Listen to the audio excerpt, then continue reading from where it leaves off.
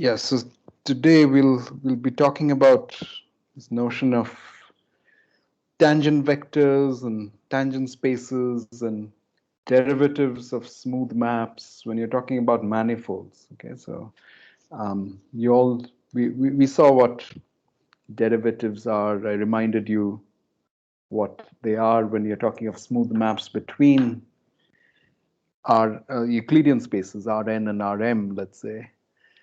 But for smooth maps between manifolds, we need this notion of tangent spaces. So let me first remind you of what things are in Euclidean space. Okay, so this is something that's familiar to all of you, I'm sure. So the first thing that I should remind you of is the notion of tangent space at a point in R2 or R3. So here I've kind of drawn things on my tablet, which is flat. So let's think of that as R2. So here's a picture of some, let's say, some curve in some path in R2.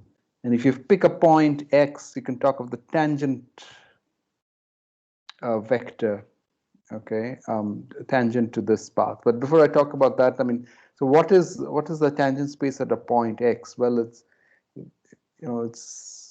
so one way to think of it that I'm sure you're familiar with is, you're thinking of all the vectors in R2 which are based at X. So somehow, so from what you can imagine is from X, you look at all these, vectors of different lengths, all possible vectors. So that's a vector space, right? It's going to be isomorphic or equal. I've written equal here. It's really the same as the vector space R2, right? So at every point you can think of these arrows, sort of just pictorially, and that's the tangent space at a point. Okay, this is an Euclidean space.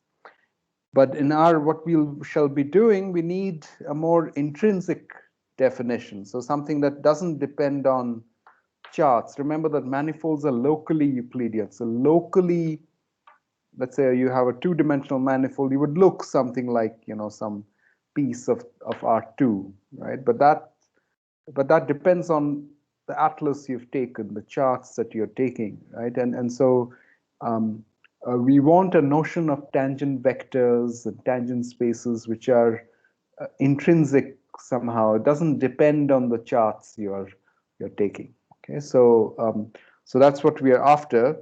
So first, let's see such an intrinsic definition even for Euclidean space. So here's what it is. So if you take a vector in this tangent space to a point in R2, this gives rise to an operator on the space of smooth functions on R2. So this C infinity of R2 is just a set of smooth functions on R2, right? And so there's an operator. You feed it in a smooth function, gives out a number, which is determined by this tangent vector at X. And how is this defined? Well, let me tell you how this is defined. So this dv of f is just the directional derivative, say directional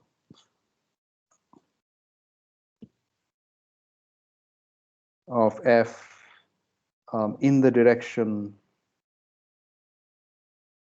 v at x. Okay, so remember that this vector v is a direction, right? It's a vector based at x, and you can talk of the directional derivative of that vector in the usual sense that you've seen in multivariable calculus. Okay, so you go a little bit in that direction and see what the function value is, take a difference and divide by how much you went, and sort of take a limit. That's the directional derivative. Okay, so so this gives you for every function in R2, okay, so if it'll give you some real number. Okay, it's a directional derivative at the point x of v. Okay, and here are some properties of this operator. First of all, it's a linear operator. Okay, so in other words, if you so if you take a sort of well, it's if you add functions, yes, somebody has. This dv of f is basically like total derivative matrix of f at x acting on v, I guess. Yeah, that's right. That's right. You can think of it that way as well. Yeah, exactly. So that's why it's linear. Is exactly. So this is so it satisfies something like this, right? Okay, and so and also if you multiply it with some real number, so this is this you can think of it as all of these as real vector spaces. If you take a function, you can multiply it by a real number, and then this sort of this lambda, the real number, hops out of this operator like this, right? So these are simple things to observe. It also satisfies the Leibniz rule, and let me remind you what the Leibniz rule was. It was this product rule that we kind of saw for. I talked about how the total derivative behaves when you take products of functions, and so let me write it down here. So this is the value of the function f at x times dv of g plus g of x times dv of f. Okay, so this is how this follows from the usual product rule of that. You can prove this easily. This is the Leibniz rule. And the third property is that the value of dv of f depends only on what f is, on the values of f in a neighborhood of x. After all, it's really sort of it's a directional derivative, something like a limit, right? So you don't really need to know f far away from x. Okay, so it only depends on what the function values are in a neighborhood. That statement. Sorry. Could you repeat that third statement? The value. Which yeah. value? So the value of the value dv of f. Okay. Depends only on the values of f in a neighborhood of x. Okay, it doesn't depend anything. So this is also sometimes called the germ of f. Okay, values of f in a neighborhood of f is the germ of f. Okay, at x. Okay, so it's only so if you replace f with some other function g, which agrees with f in a neighborhood of x, then dv of g is also the same. Okay, so it's I mean, if you define it like a directional derivative, this is clear why this is so. Okay. Okay, but these three abstract properties are actually going to play a role in our setting. So a derivation at x. Now we'll forget about the fact that we're talking of directional derivatives. We just call a. Sir? Yes. So what went wrong in the case of R2? I mean, we also could look at the directional derivatives of functions, but why are you looking at in this way? Sorry, what? I mean, can you please go back to the first page? Yeah. Yeah, you said that there is something less than what we want. That's why we need a more intrinsic definition. Yeah, because here we are thinking of so we don't want to. Yeah, so here it if you're talking of a manifold, it would locally look like this picture, right? But that locally looking like this depends on the choice of a chart. It depends on the choice of an atlas. So we don't want a choice of a chart or an atlas eventually. Okay, so we are going towards it. We haven't yet gotten there. I haven't told you what a tangent vector on a manifold of a point on a manifold is, but we are getting there. So first, we are trying to give a different viewpoint of what tangent vectors in R2 are. Okay, so the first thing we observe is tangent vector in this usual sense gives you some linear operator satisfying these properties. Okay, and we'll define a derivation to be such a linear operator. Okay, and then we'll see that tangent vectors are actually nothing but derivations. Okay, so yeah, just I mean maybe things will be clearer as we progress, right? So okay, so derivation at x, it's not just R2 in any Rn. So we can do the whatever we discussed for Rn. We're just looking at Euclidean space. That's the main thing. So derivation at a point in Rn is a map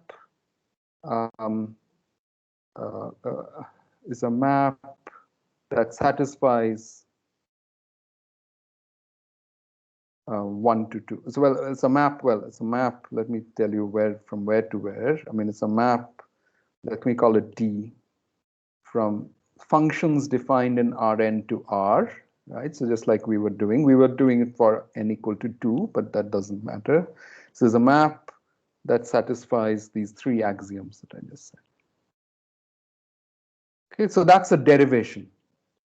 Okay, and you can, it's easy to check. So let me just say a note that in this abstract way, you're thinking of derivations as some kind of operators, right, that satisfy these properties.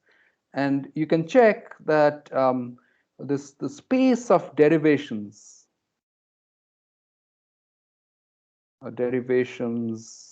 at a point x is a vector space.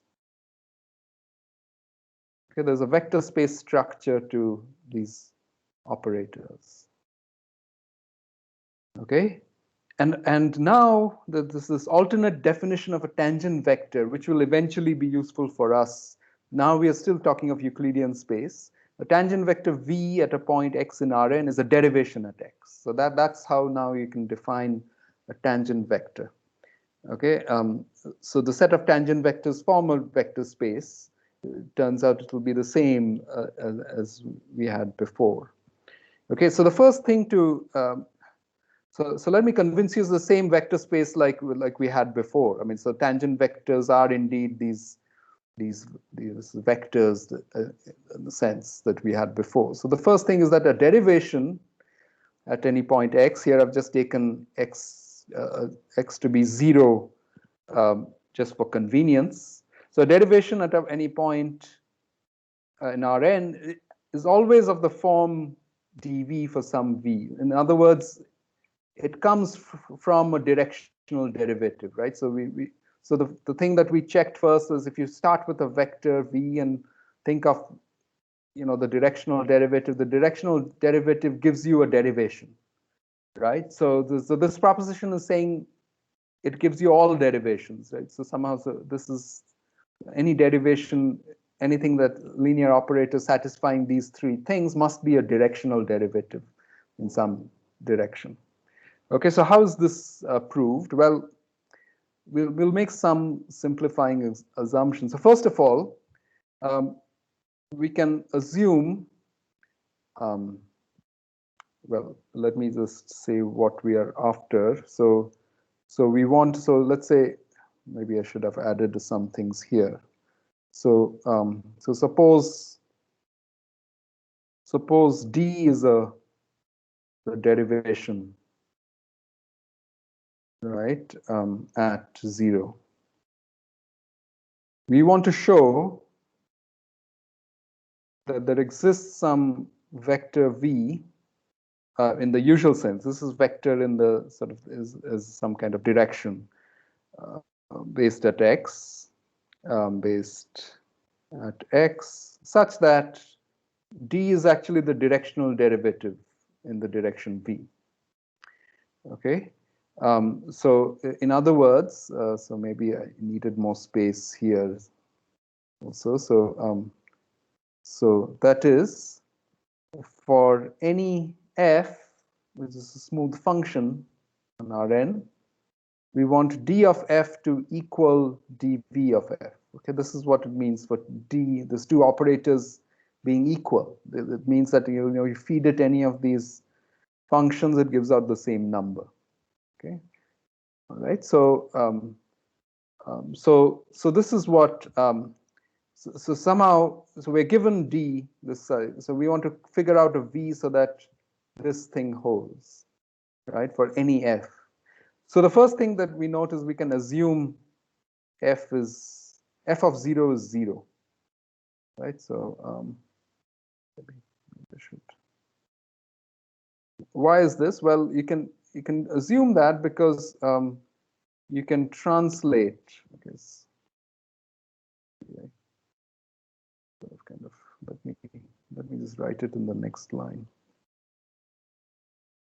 So you can assume f of 0 is 0, since you can sort of change your f with a translation, right, by a constant function, so that your value at 0 is 0, and that doesn't change the derivative. Okay, why doesn't it change the derivative? Because you can easily show that d of a constant function, a derivation applied on a constant function, is 0. Can someone tell me how to derive that? How do you show from the axioms that a derivation satisfies that a derivation applied to a constant function is 0?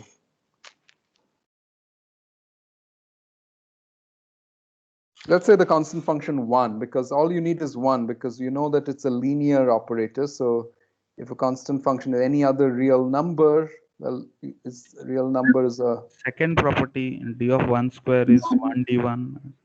Yeah, that's right. That's right. Yeah, you can write, if you have 1 here, you can write 1 as 1 times 1, right? And then you can feed things in here, and you get that. I mean, you'll get some cancellations, etc. You can prove that d of 1 is 0. The constant function 1 is 0. So if a d of 1 is 0, then d of any constant function is 0, because that's just a scaling, right? So that's a constant function, and now by the linearity, so if you subtract a constant from the function, you don't change the value of the derivative. So anyway, so this is all to kind of conclude that we can assume, they make this first simplifying assumption that, you can assume that when you're trying to prove this equality, you need to only look at functions in C infinity of Rn that vanish at 0.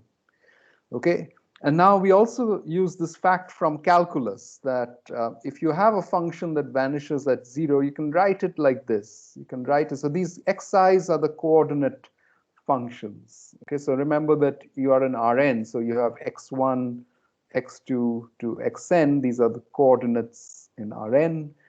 And so there are these coordinate, you can write f of x as a sum of these coordinates, where these gi's are smooth functions, and at 0, these are nothing but the partial derivatives in the different coordinate directions. Okay, at the evaluated at 0. So this basically follows from Taylor's approximations of smooth functions. This is Taylor's theorem from multivariable calculus. So maybe let me write that here. So this is sort of Taylor's theorem.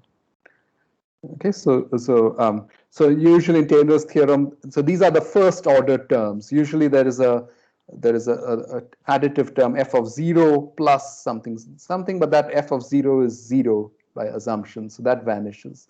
So these are the first order terms in Taylor's, the Taylor approximation. Okay, and this is sort of something that I'll assume. So this is easy to, once you know multivariable calculus, you can prove this very easily. Okay, so anyway, so if you have this, okay, so now we're going to apply the fact that f has this form, all right? So if you, so now remember the d is a derivation at 0. You're applying d to f, so you might as well apply d to this right-hand side here, okay? And so when you do that by the Leibniz rule, you get a bunch of terms like this, okay? And this is because you know, for each one of these terms here, if you apply the Leibniz rule, you should get 2, right? So remember that it's d of this times gi of 0 plus d of gi, and this evaluated 0, but this evaluated at 0 is 0, right? So this is the only thing that survives when you apply the Leibniz rule, and so so what happens? So you get this, and then so this quantity is if you observe, this is nothing but the directional derivative of f along the direction v, if you define v to be this, if you define v to be this vector, so the v is so I'm going to define the vector as in terms of these coordinate vectors. So each of these coordinate vectors you apply. By the way, when I say a summation over I here, I really mean I equal to 1 to n, right? So this is the, so these are the different coordinate directions.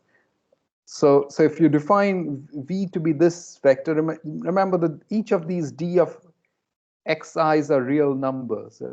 The derivation acting on these coordinate functions, right? These coordinate functions are just, you know, functions which are, you know, sort of takes x1, x2 to xn to xi, right? That's the ith coordinate function. So that's a function in Rn.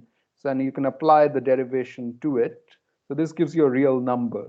And if you look at this vector written this way and look at the directional derivative of f, okay, so you would get exactly this, where, I mean, so remember the gi of 0 is actually this partial derivative. So maybe, so let me sort of emphasize that here. So this is equal to del f del xi at 0. Okay, and so this linear combination, this summation here is nothing but the directional derivative if you define your direction to be this.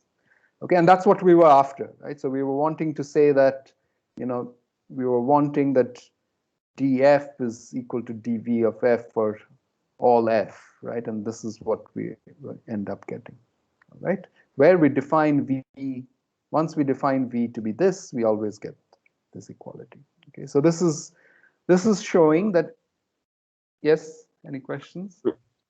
In Taylor's theorem, there's actually one more term which tends to 0 as x tends to 0, right? Yes, but that's right. That's absolutely right. But that's getting absorbed here, right? So that's why I'm not writing these to be del f del xi, right? So if I write these as those functions, then there is some, you know, sort of some kind of approximating term. But instead, I'm replacing that with a smooth function. It's only at 0 they are this. Okay. Only at 0 it agrees with the partial derivative. Yeah. So this you can also easily derive from Taylor's theorem. Yes, yes. Okay. Yeah, that's a good point. Okay. And did we use anywhere the third property mentioned about the derivation? Oh, that's also Derivation very, function. yeah, that's also a good question. So far we don't seem to have used it, right? So you're right, we haven't yet used it, and we'll come to that. We'll see that actually the third property can be thought of as a consequence of the first and second, I mean, basically. So we'll come to that. Yes, that's also a good observation.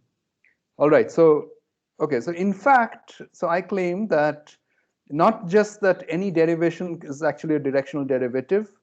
This map, this is a map from let's call it from the tangent space in the usual sense, in the sense of vectors, right, to this some vector space of derivations. So this is sort of the vector space of derivations at x. All right, so this is a vector space isomorphism. So there's actually the sort of this is what you would want, right? After all, I told you that the tangent space, the tangent vectors can be thought of as derivations. So it better be true that these that this tangent space I defined at the very beginning is the same as the space of derivations. Okay, and then this is I'm just confirming that. So this map from V to dV. Actually, so we've seen surjectivity, right? We've shown that any derivation is actually some directional derivative, but now we can actually also show injectivity. All right, so it's clearly a vector. I mean, it's clearly a linear map. So so all you need to show for injectivity is to show that if you map to the zero derivation, then your vector that you started off with was zero. Okay, so so this is what we are trying to show. So suppose V is some vector you've chosen, some direction, right? And d of V is the zero derivation. So that's also trivially a derivation, by the way. So it's something that maps every function to zero. That's just it satisfies those three axioms, those three properties. Okay, so suppose you have this. You want to show that actually V was zero. So how do you show that? Well, since dv of f, dv is equal to 0, dv of f is 0 for any f. So we pick some suitable f's that we like, and we would give us what we want. So you pick these coordinate functions. Okay, now suppose I pick this coordinate function xj. So this is sort of the jth coordinate function. Then so dv of f is 0. That's what we know by assumption. But what is this? Well, it's this is the directional derivative of f, right? So this is nothing but a summation of vi del f. This is the well, I should have yeah. So yeah, maybe I should put I here. Xi at 0. Here, I guess I'm assuming that everything is happening at zeros instead of x. But let's put x here. Just so this is x. All right. So but what if sorry, this is f, right? So now what if f was this coordinate jth coordinate function? Well, then you're replacing. So then this is nothing but so xj, right? So this is the coordinate function xj, and so the only term in the sum that survives is when I equal to j, right? So and when I equal to j, this guy is 1, right? If I is not equal to j, this guy is 0, right? So this the only term that survives is for I equal to j, and then since this is equal to 1, you only get vj. All right, so you obtain that Vj equal to 0 for when you apply this to f. Okay, so Vj is equal to 0, and this was true for not just for now. You can sort of vary your j. For any j from 1 to n, you have that Vj's are 0. So this original vector you chose was actually 0, and you're done. Okay, so let me just write. So hence sort of your V was equal to 0. Okay, so these are all purely formal, really. I mean, so you just have to kind of follow your nose, and you get the proof. Okay, so this is how you prove that your tangent space it can be thought of as the space of derivations at a point in Rn. All right. Now we do the same thing in a smooth manifold, right? And now we can actually sort of define tangent spaces without reference to coordinate charts or without reference to an atlas, etc. Okay, so we're going to play the same game. So now let M be a smooth manifold. You take a point P in M. You can define a derivation at the point P to be an operator. Now you're looking at smooth functions on M. Okay, and it satisfies the following properties. So maybe I should just say satisfying. Let me write them down again. So first of all, sort of D is linear. So secondly, it has the property that if you look at the product of two functions, then this is the value of the function at that point P, where we are looking at the derivation times dg plus d of f times g of p, right? And the third property is that so df depends only on the germ of f at p. Okay, only on the values of f in a neighborhood of p. Okay, so okay, and as before, so we can define the tangent space at the point P on the manifold. So this is how it's written, right? This is the tangent space at the point P from the manifold M. So let me actually sort of emphasize this P is in M. Well, this is just a set of derivations at P. Okay, and it's easy to check that this is a vector space also. So some linear, all the linear operators satisfying these properties. Well, I mean, yeah, satisfying these properties. These form a vector space. Okay, and that's the tangent space. Now, this definition doesn't use any kind of charts or anything like this. Okay, so it's intrinsic to the manifold. All right, it's only sort of so you're only talking of functions on the manifold and linear operators on functions.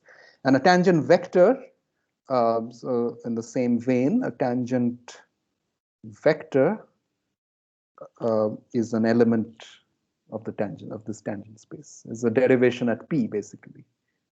That's an element of TP of M. Okay, so so this at every point P it is it assigns a vector space. Okay, and now the first thing that I want to tell you is that this assignment is actually functorial in nature. So it's sort of, if you look at smooth maps, so this is the sort of the important property of these tangent spaces is that you can define these push forwards. Okay, so this is maybe I should call this something. So definition. This is like a definition of push forward of these tangent spaces. So this is so you have with smooth map from M to N. Now the derivative. So this is what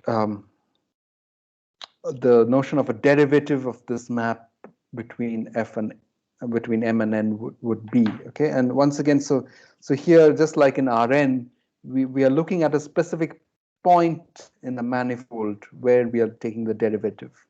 Okay, and this is also sometimes this right-hand side is also sometimes denoted with F lower star. Okay, kind of.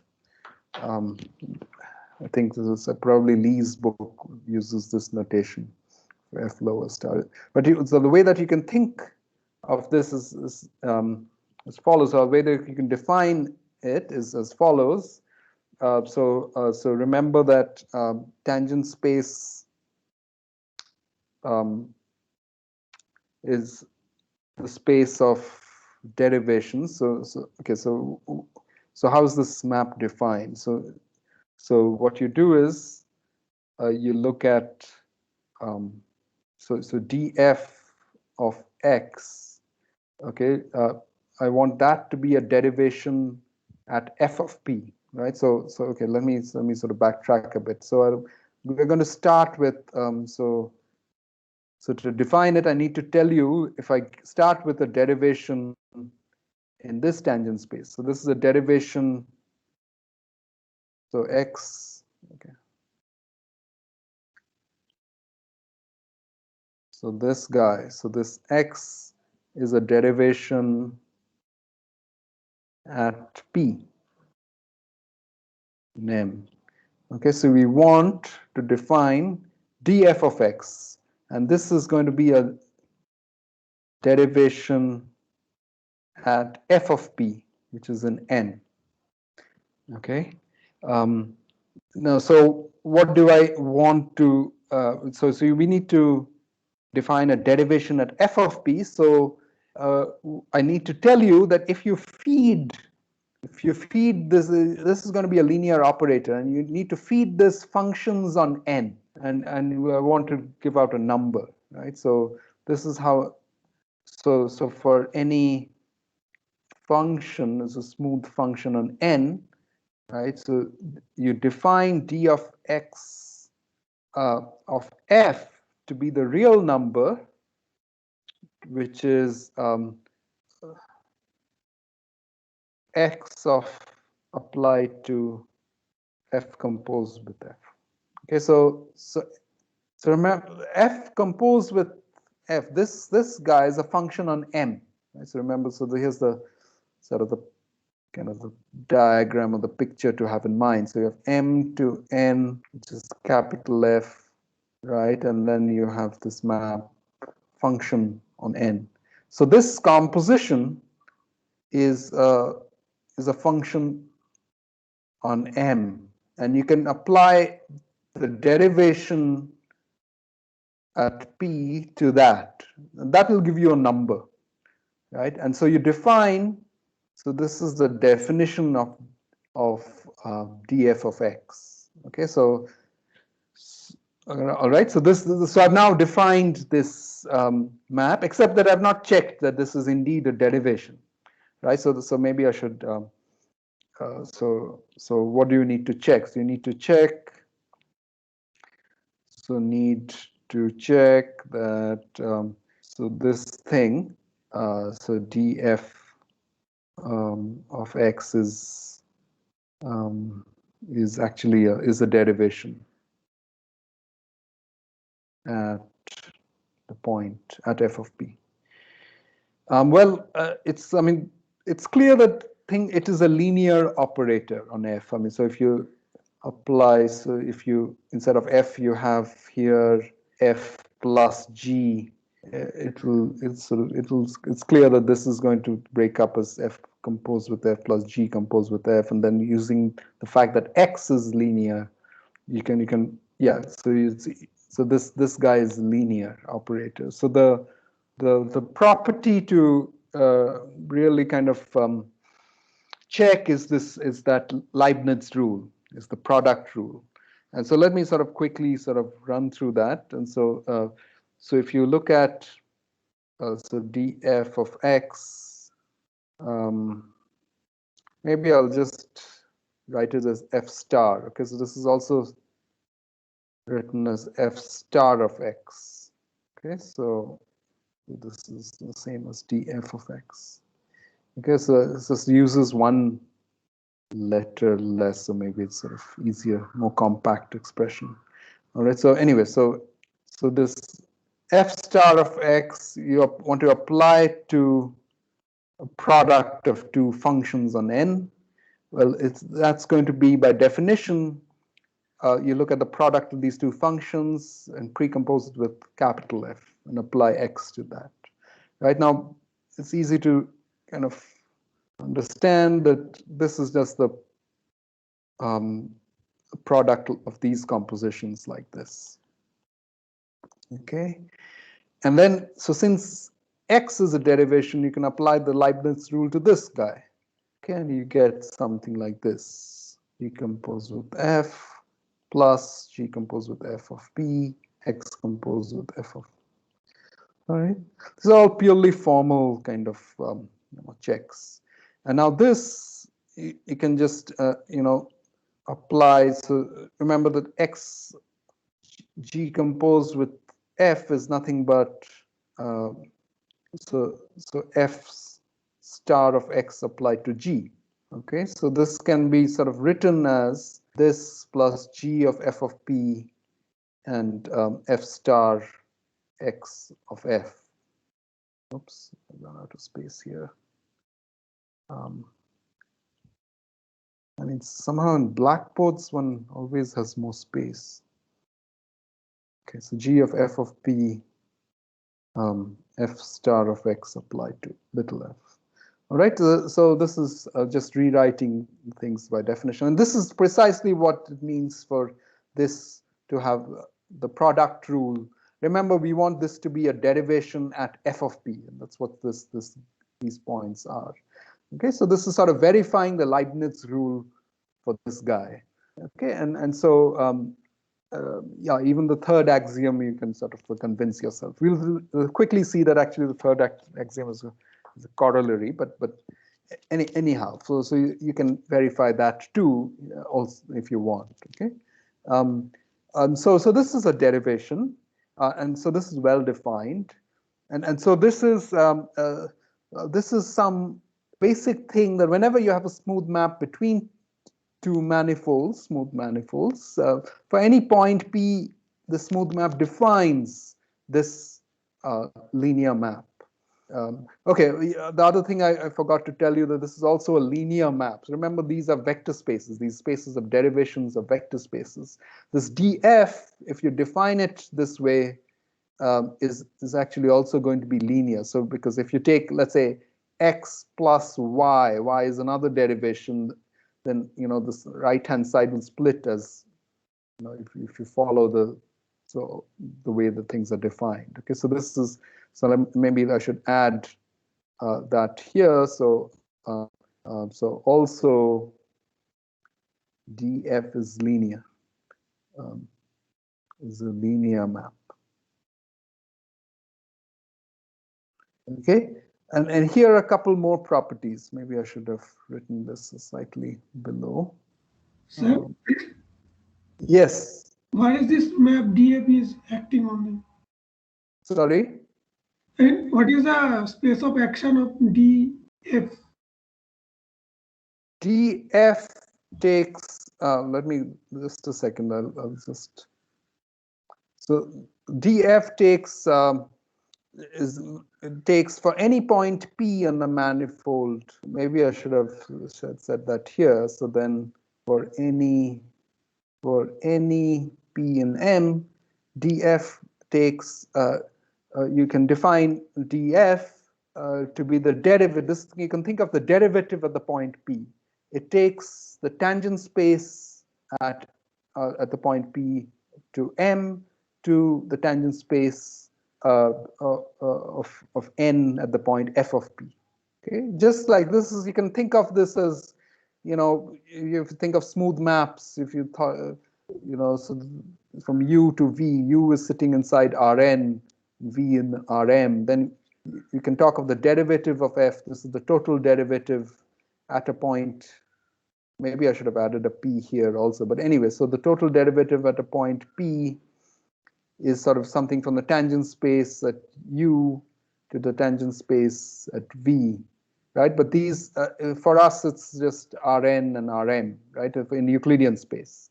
Here, you're not, yeah, so we haven't yet gotten to Rn and Rm, but we've defined a vector space associated at every point as the space of derivations, and that's where this df is defined. Okay, does that answer your question? Maybe yes. Maybe I'll add a p here just to, but anyway, I guess it's clear from the context that whenever you take a derivation, it will be at a point, right? So this maps the tangent space to the tangent space. Okay. All right. So so here are a couple more properties. These are what makes it a functor. Okay. So these are sort of functorial properties of this assignment. So you're kind of assigning from smooth maps between manifolds. You're assigning these linear maps between these two vector spaces at a point.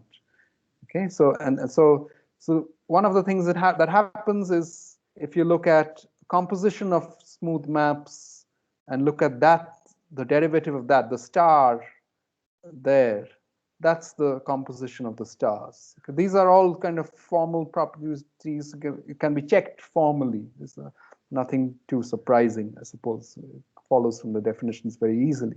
And also, if you look at the identity map between the manifold to itself, here sort of the N, the target manifold is itself. and look at its derivative, then at any point it's actually just the identity map on the tangent spaces. Okay, so so this is also sort of somehow, I mean, it's sort of fairly obvious given the definition. So right? Yes. So A is just the chain rule, right? Yeah, that's right. That's right. I mean, well, it's well, I mean, you're right. It's the analog of the chain rule, right? The chain rule that we stated was for maps and Euclidean spaces, etc., etc.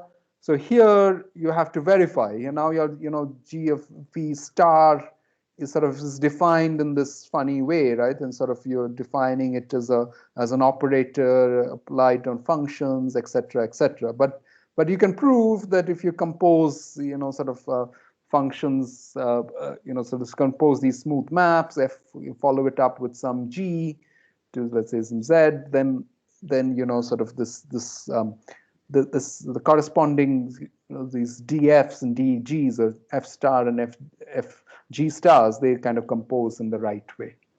Okay, so but this is a kind of sort of maybe a sort of slightly painful thing to check when you're writing down everything, but it can be done. Okay, but yes, so this is the analog of the chain rule. Okay, but right now we're talking of smooth maps between manifolds. So somehow, I guess I should have written down here somewhere. So you have somehow from M to N, you have F, and then you have another map G to some other manifold. Let's call it Z, and you're looking at these. All of these are smooth manifolds, and you're looking at this composition here. Okay, all right. So this is an important notion. Let me actually sort of also point out that one of the things, maybe before I go on to this next proposition, but just from the functorial nature of this assignment, it's a corollary. The corollary is that if F is a local diffeomorphism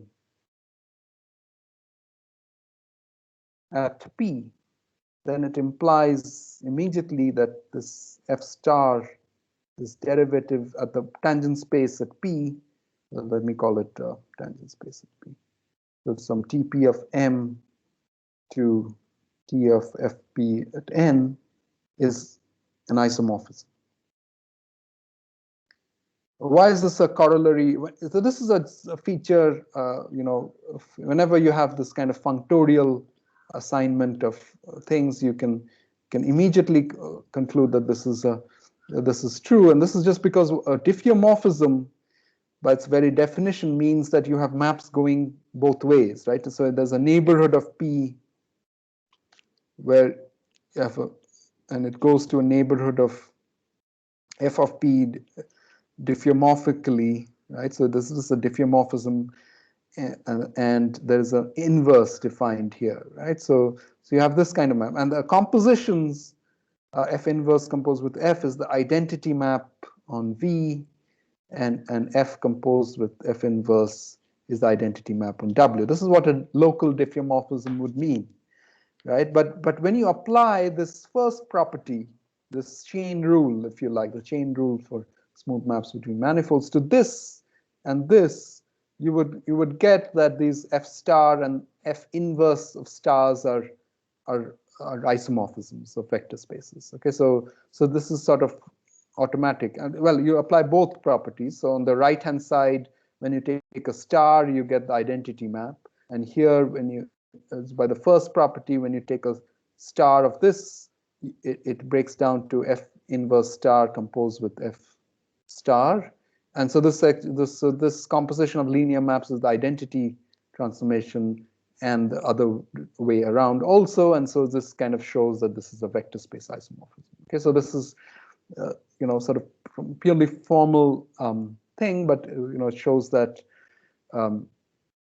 this is something that we'll often use, right? So at least so if something is locally a diffeomorphism, the induced maps at the level of tangent spaces are going to be isomorphisms. Okay, so with that, let me come back to one of the points that one of you raised. Somebody has a question? So is the converse true? Like we have for inequilibrium spaces, if this F star was an isomorphism, would we get that there is F is a local diffeomorphism at P? Yeah, we'll come to that. Yes, yeah, indeed. Yes, that's a good question. I mean, whenever you see one implication, so you'd be sort of itching to know whether the other implication is true. And yeah, we will see that after all, yeah. So okay, so we'll come to that. I mean, yeah. So sort of that would be nothing but the inverse function theorem, right? So also so we'll come to that. Yeah. So okay. So we haven't yet. So right now for us these TP of M and T FP of N are kind of slightly abstract. They're the space of derivations, etc., right? So we'll actually show that that these are nothing but Rn and Rm. If these are n-dimensional. So somehow, so we'll figure out that these are actually sort of just sort of familiar spaces. Okay. So for all this, we need a few facts. Okay, so the first thing is this observation that that you can actually assume just those. Remember those properties we had, the linear and the Leibniz rule, and the fact that it only depends on the germ. So the last property, the fact that it only depends on the germ of function. Yes. Are we going to use a bump function in some way? Oh, to prove this proposition? Yes. Yes, yeah, absolutely. Yeah. So you're kind of jumping ahead there, but yes. So we'll show that this the last property theorem. The third property, this germ. It depends only on the germ. Depends only on. Actually, it follows from the Leibniz rule and the linearity. Okay, so it's sort of nothing very complicated. I needn't have assumed that actually. So it's sort of useful to kind of think of that maybe at the very beginning as another observation or as an assumption, but I needn't have done that. So how does the proof go? Well, yeah, so it'll involve the bump function and things like that, as you correctly guessed. Let me see what the best way to introduce that would be. So what you can do is you can so since for the linearity of the things, you can just try to it's the same as looking at so you're trying to show that so let me just say by the linearity of x you want to show let's say by letting h to be defining h to be f minus g, right? You want to show that x of h is 0 whenever this h vanishes in a neighborhood of 0 of p. Okay, so it is enough to show that x of h is 0 whenever h is identically 0 in a neighborhood of p. Okay, so this is a slight simplification, if you like. Okay, so you pick such an h. So pick such an h, and now we are going to have this bump function. Okay, so let psi be a smooth function on M,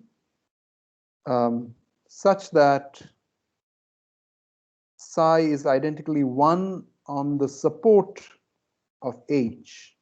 Okay, so H is something that is defined on the whole manifold, but it is 0 in a neighborhood of P. And I want to say that whenever you have such a smooth function, x applied to that H is is a 0. Okay, so you start with the function psi, which is 1 on the support of h, and it's 0 at p. Okay, so psi of p is equal to 0. All right, and how do you, I mean, why can you, so why is that does there exist such a function? Well, so how do you pick such a psi? Well, you can construct the, I mean, you can show that that's possible. I mean, one way to show that is to appeal to something we've already seen. So so you consider the open cover U and M minus P of M, where U is an open set, where U is a neighborhood of P such that H vanishes on U. Okay, remember that H is 0 in a neighborhood of P, right? This is something we are assuming. So let U be some such neighborhood. And then this U together with this open set, which is the complement of the point P, will definitely cover the whole of M. Okay, so that's an open cover, and you can choose a partition of unity subordinate to this cover. So let phi and psi be a partition of unity subordinate to this cover, and you can, and this psi will have this property. Okay, so this psi is maybe something that is supported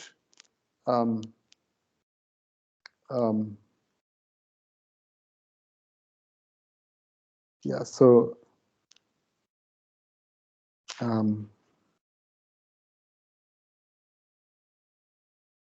let's see. So the way that I've set it up,